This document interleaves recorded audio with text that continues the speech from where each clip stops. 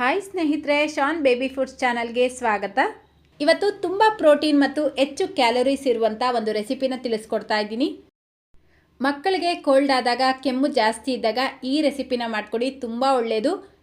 ಈ ರೆಸಿಪಿನ ನೀವು ಒಂದಿನ ಬಿಟ್ಟು ಒಂದಿನ ಮಾಡಿ ತಿನ್ನಿಸೋದ್ರಿಂದ ಮಕ್ಕಳ ವೆಯ್ಟ್ ಗೇನ್ ಕೂಡ ಸೂಪರಾಗಿ ಆಗುತ್ತೆ.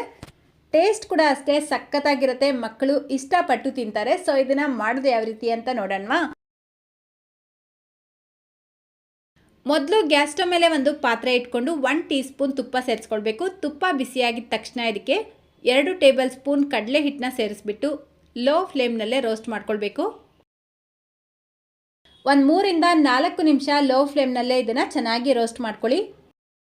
ಗ್ಯಾಸ್ ಫ್ಲೇಮ್ನ ಕಡಿಮೆನೇ ಇಟ್ಕೊಂಡು ರೋಸ್ಟ್ ಮಾಡ್ಕೊಳ್ಬೇಕು, ಇಲ್ಲಾಂದರೆ ಬೇಗ ಇದು ಕಲರ್ ಚೇಂಜ್ ಆಗುತ್ತೆ. ನೋಡಿ, ಒಂದು 3-4 ನಿಮಿಷ ಚೆನ್ನಾಗಿ ರೋಸ್ಟ್ ಮಾಡ್ಕೊಂಡಿದ್ದ ನಂತರ ಇದಕ್ಕೆ 1 ಕಪ್ ಹಾಲು ಸೇರಿಸ್ಕೊಳ್ಬೇಕು. 1 ವರ್ಷ ಒಳಗಡೆ ಇರುವಂಥ ಮಕ್ಕಳಿಗೆ ಹಾಲಿಗೆ ಬದಲಾಗಿ ನೀರು ಉಪಯೋಗಿಸ್ಕೊಳ್ಳಿ. ಹಾಲು ಸೇರಿಸಿದ ನಂತರ ಇದನ್ನು ಈ ರೀತಿ ಚೆನ್ನಾಗಿ ಮಿಕ್ಸ್ ಮಾಡಿಕೊಂಡು ಲೋ ಫ್ಲೇಮ್ನಲ್ಲೇ ಕರೆಕ್ಟಾಗಿ 4-5 ನಿಮಿಷ ಬೇಯಿಸ್ಕೊಳ್ಬೇಕು. ಇದು ತುಂಬ ಬೇಗ ಗಟ್ಟಿ ಆಯಿತು ಅಂತ ಅನಿಸಿದ್ರೆ ಒಂಚೂರು ನೀರು ಹಾಕ್ಬಿಟ್ಟು ಮಿಕ್ಸ್ ಮಾಡ್ಕೊಳ್ಳಿ.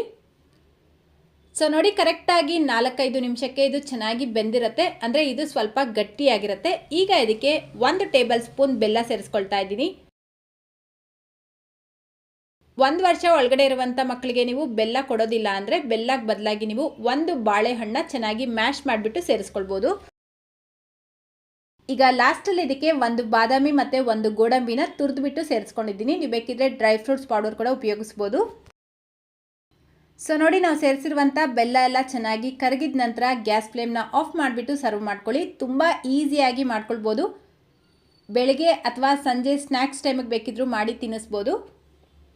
ಈ ರೆಸಿಪಿನ ನೀವು ಪ್ರತಿದಿನ ಕೊಡೋದಕ್ಕಿಂತ ಒಂದಿನ ಬಿಟ್ಟು ಒಂದಿನ ಮಾಡ್ಕೊಳ್ಳೋದು ಒಳ್ಳೆಯದು. ಮಕ್ಕಳಿಗೆ ತುಂಬ ಕೋಲ್ಡ್ ಆಗಿದೆ, ರನ್ನಿಂಗ್ ನೋಸ್ ಇದೆ ಅಂತ ಅನಿಸಿದ್ರೆ ಪ್ರತಿದಿನ ಕಂಟಿನ್ಯೂಸ್ ಆಗಿ 4 ದಿನ ಮಾಡ್ಕೊಡ್ಬೋದು, ಬೇಗ ಕ್ಯೂರ್ ಆಗುತ್ತೆ. ಸೊ ಎಷ್ಟು ಸಿಂಪಲ್ ಆಗಿ ಮಾಡ್ಕೊಳ್ಬೋದಲ್ವಾ. ಈ ರೆಸಿಪಿ ನಿಮ್ಗೆ ಇಷ್ಟ ಆಯಿತು ಅಂತ ಅಂದ್ಕೊಳ್ತೀನಿ. ಇಷ್ಟ ಆಗಿದ್ರೆ ಪ್ಲೀಸ್ ಈ ವಿಡಿಯೋಗೊಂದು ಲೈಕ್ ಮಾಡಿ, ನಿಮ್ಮ ಫ್ರೆಂಡ್ಸ್ ಮತ್ತು ಫ್ಯಾಮಿಲಿಯವ್ರ ಜೊತೆಗೂ ಈ ವಿಡಿಯೋನ ಶೇರ್ ಮಾಡ್ಕೊಳ್ಳಿ.